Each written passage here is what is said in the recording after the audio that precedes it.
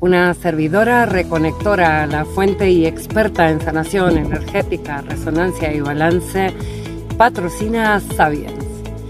Gracias, Ferran Prat, y a todos los seguidores.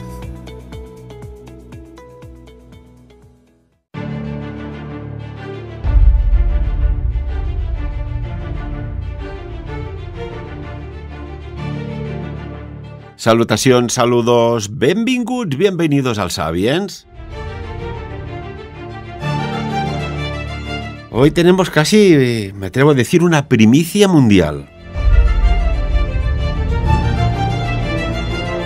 El código secreto es AH. Si queréis un poco más de datos, os los doy, AH, Arthur Oms.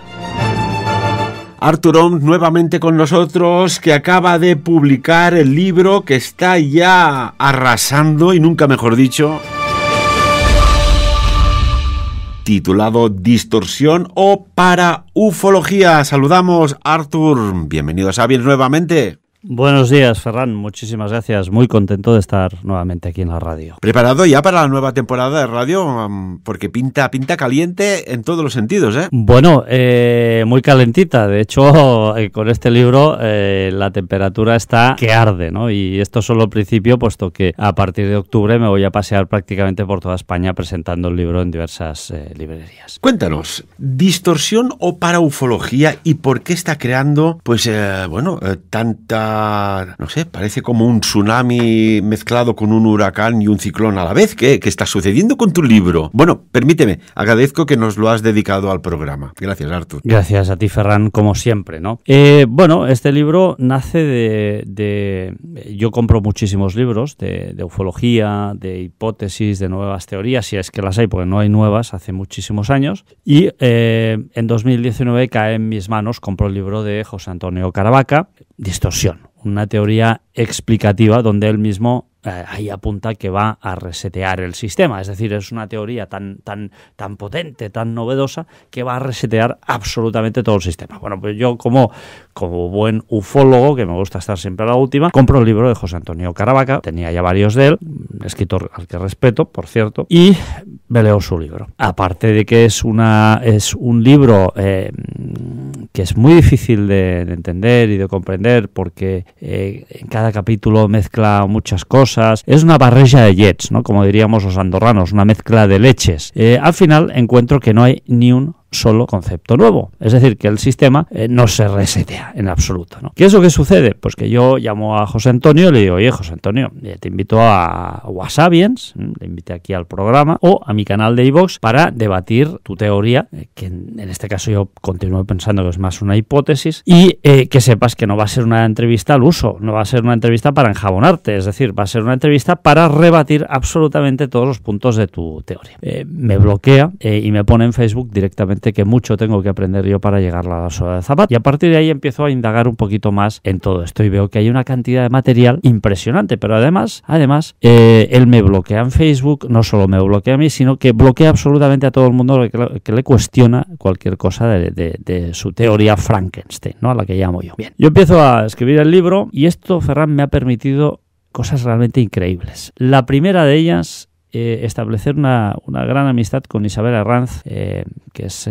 filóloga española muy conocida, muy reputada. Ella había traducido en vivo y en directo a Hilary Evans, por ejemplo, y a Dennis Stillings, ¿no? Me permite además viajar a Mézille, a Francia, para indagar más sobre toda esta cuestión y entrevistar a Bertrand Meust, además uno de los escritores más prolíficos con la hipótesis PSI, ¿no? Con la psicosocial. Y no solo eso, sino que además me permite viajar a Estados Unidos y entrevistar al gran Dennis Stillings. Es decir, hay muchísimo trabajo de campo detrás de este librito, como llaman algunos, de 240 páginas. Hay mucho trabajo de campo aquí detrás, ¿no? Y al final lo que hago es un homenaje a los investigadores de raza, a esos investigadores que fueron machete en mano abriéndose camino por la selva del desprestigio, la selva de la ridiculización, como tú bien sabes, que hemos sido también víctimas tuyo de esto, y que de alguna forma establecieron todos aquellos elementos, todas aquellas hipótesis, todos aquellos elementos de los que Caravaca se nutre en su libro y en los cuales, por cierto, no reconoce ni a un solo de sus autores y lo que hace es nombrar de forma mutilada y sesgada algunos de estos autores, pero sin atribuirles evidentemente. Es decir, solo nombra una parte de su trabajo. Cuando, por ejemplo, ya Freixedo habló de distorsiones, habló de muchísimas otras cosas, ¿no? O Bertrand Meust de la Jean X, ¿no? Tendrías que haber visto la cara de Bertrand Meust cuando le digo, mira, hay un investigador aquí que se llama Caravaca, y dice, ¿quién es este? No, ni lo conozco. Pues dice que hay un agente externo. Y, hombre, externo no puede ser. Es el agente X, porque puede ser externo, puede ser interno, puede ser de otra dimensión, puede ser una propia proyección, pueden ser muchísimas cosas. Por lo tanto, además, es completamente incorrecto. Pero ahí ves un poco la calaña de Caravaca que va contorneando y evita usar palabras que ya se establecieron en los años 70, como en este caso Bertrand Meust, ¿no?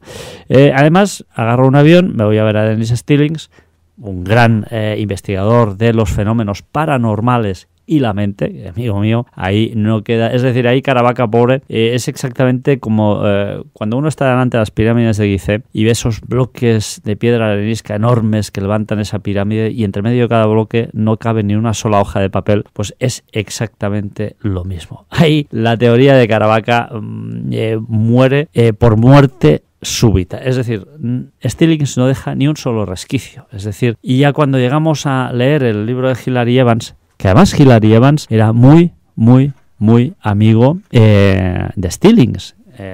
Fíjate, ¿no? Estuve con Dennis Stillings y él me lo dijo, éramos muy amigos, ¿no? Cuando tú lees el libro de Hilary Evans, ya dices, bueno, pero este hombre ha hecho un copy-paste del libro de Evans. Esto es un plagio absoluto, ¿no? Entonces, claro, y ahí yo empiezo a recabar información y veo que Moisés Garrido piensa igual que yo. Sergio Sánchez, que actualmente es el escritor más prolífico sobre libros de ufología, que él ahora mismo está escribiendo una serie de libros, va por el quinto, érase una vez en Omnilandia, tomo 1, 2, 3, 4 y 5, me dice Artur, es que tienes toda la razón. Caravaca no aporta absolutamente nada. Y en cambio hay grandes investigadores como Jiménez, que tiene los libros de Sergio Sánchez encima de su mesa, me envía un mensaje encriptado y, amigo mío, no sabe que Sergio Sánchez prologa mi libro y que está completamente de acuerdo conmigo. Es decir, como diciendo, hombre, los libros de Sergio Sánchez y Caravaca sí que tienen sentido, pero el tuyo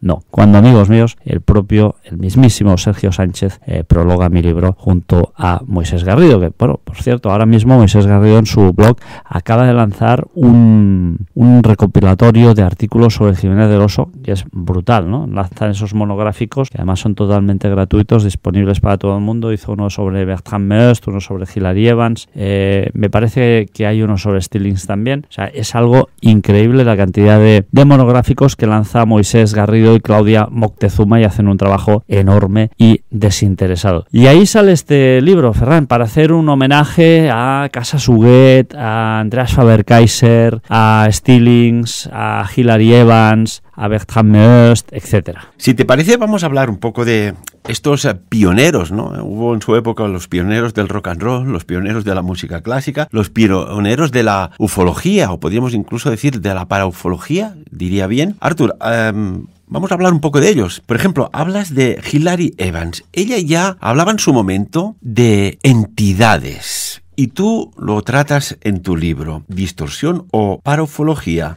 Cuéntanos. Evans, ¿a qué se refería las entidades? Claro, Evans, ahí está, ¿no? Entidades que pueden ser externas y que pueden llegar a penetrar en nuestra mente. Y esto es un poco la paraufología, ¿no? Todas estas bases que de alguna forma llegan a nuestros días. Pero de esto no solo hablaba Evans. También Enrique de Vicente, en los años 80, él fue un pionero de la investigación de todas estas cuestiones, ¿no? Y evidentemente yo he hablado con Enrique de Vicente sobre la distorsión y él efectivamente pues está completamente alineado conmigo, o sea, no hay ningún tipo de novedad en estas cuestiones, ¿no? Y sí, Hilary Evans, en Josep María Casas Huguet, que él aquí en este libro sale prácticamente la transcripción de un programa que él hizo junto a Andreas Faber-Kaiser, un programa brutal en el que hablan absolutamente de todo. O sea, es impresionante, ¿no? De prácticamente todos los conceptos los cuales se llena el libro de Caravaca, pues él habla de absolutamente todos estos conceptos. Dennis Stillings, por ejemplo, también con su revista Arcaeus, una revista que él publicó cuando él tenía una clínica que se llamaba Five Mountains, bueno, pues él empieza a publicar esta revista en la cual se empiezan a relacionar efectos electromagnéticos y disfunciones en la mente. Fíjate, ¿no? Él llega incluso a decir que las antenas emisoras de señales de televisión pueden llegar a causar disfunciones en la mente, ¿no? Una cuestión que sale también en el libro de Caravaca como algo prácticamente una teoría novedosa y mundial, y resulta que ya Stillings ya hablaba de ello, ¿no? O como pues en función de la época en la que estamos, los ovnis adoptan una forma u otra, adaptándose a nuestra época. Esto no sería una distorsión, Ferran, esto sería una mimetización, un mimetismo, ¿no? Moisés Garrido ya nos habló de esta cuestión, por lo tanto es que incluso el término distorsión cuadra aquí, ¿no? Porque una distorsión es cuando tú ves un palo y no sabes si es un palo, es un lápiz, un madero, un bolígrafo o simplemente una pajita para succionar una Coca-Cola. Eso es una distorsión, ¿no? En cambio, el mimetismo es que algo adopta una forma completamente diferente a la suya, ¿vale?, para mimetizarse en otra forma que es completamente diferente, ¿no? Y ahí está todos estos conceptos que de alguna forma voy desgranando en este trabajo, pero para mí lo más importante o lo más interesante son estas dos entrevistas con Bertrand Meust y Hilary Evans. Yo creo que soy la única persona que los ha ido a entrevistar hace muy poquito, porque hace años que son los grandes olvidados, ¿no? Y qué desgracia, porque además están vivos. Entonces era una lástima, consideré que era perder una ocasión y oportunidad única, y por eso hice este gran esfuerzo para, de alguna forma, dignificar a estos grandes investigadores. Tú sabes muy bien, Ferran, que nosotros cuando hace 17 años empezamos a hacer radio, la gente se reía de nosotros en nuestra cara, 17 o 18 años. No, quizá más. Perdón, porque, roza los 20 ya. Más, porque yo trabajaba en el banco. Yo acabé de trabajar en la BPA en el año 2000 y tú y yo ya hacíamos radio. O sea, estamos haciendo radio desde hace 26 años, tú y yo, prácticamente, ¿no? Y en aquella época la gente se reía de nosotros, ¿no? Los magufos de los ovnis, ¿no? Algo así nos llamaban, no recuerdo, ¿no? Entonces, claro, pues tú imagínate con estos autores, los años 70, 80... Nosotros ya se reían de nosotros en los 90 y pico, casi 2000, pues imagínate de esta gente, ¿no? Y esta gente son las que, gracias a los que hoy en día podemos hablar con total libertad de estos temas. Bueno, incluso cuando hablabas de Andreas... Bueno, me gustaría que perfiláramos un poco más del contenido de tu libro. Hilary Evans, cuando habla de entidades, yo recuerdo ya hace un montón de años atrás que un día hablábamos del tema de los exorcismos, de una realidad, que faltaban exorcistas, que estaban pasando cosas y siguen pasando. Y tú dijiste, Arthur, y ha llovido desde entonces, y lo recuerdo perfectamente, Ferran, ¿y si resulta que estos demonios no son demonios? ¿Qué son? Dínoslo.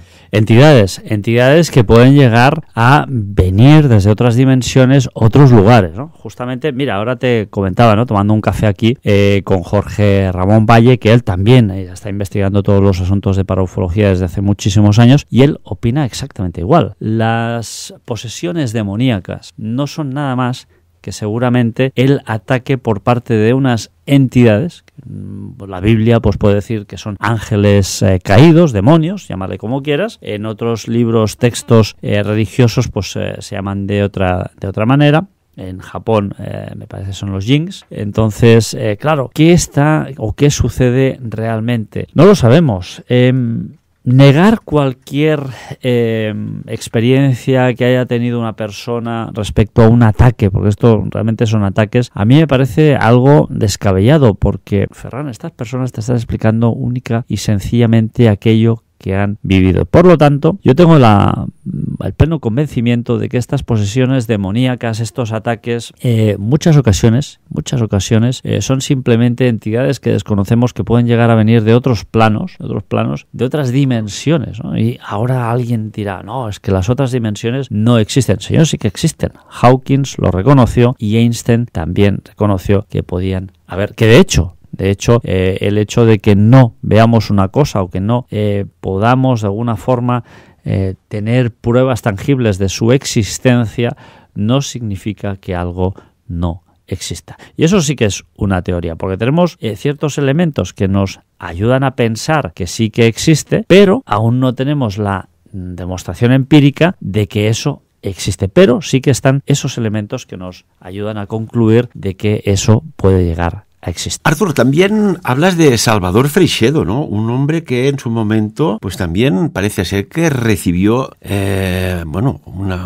un auténtico lluvia de presión, de críticas, intentándolo desacreditar, porque decía cosas incómodas, como por ejemplo, cuéntanos algunas que tú te han llamado más la atención y que haces homenaje en el libro. Las teorías de Salvador Freixedo, él escribe un libro que es La Granja Humana, en el cual el blanco sobre negro dice que nosotros los seres humanos somos una especie de animales de granja, los cuales estas entidades vienen a, de alguna forma, abastecerse directamente de nosotros, de nuestra energía, etcétera, etcétera, ¿no? Él decía prácticamente que el planeta Tierra es un planeta prisión, que es un planeta en el cual pues es una especie de granja, ¿no? Y yo en cierta manera estoy de acuerdo con él, porque nosotros muchas veces compadecemos a aquella gente que vive en islas porque pensamos, ostras, es que están muy aislados, pobrecitos, para salir de la isla tienen que tomar un barco, que tomar un avión, están ahí aislados, ¿no? ¿Y si les pasa algo? Pero es que si hacemos este pensamiento un poco más macro, no micro, sino macro, y vemos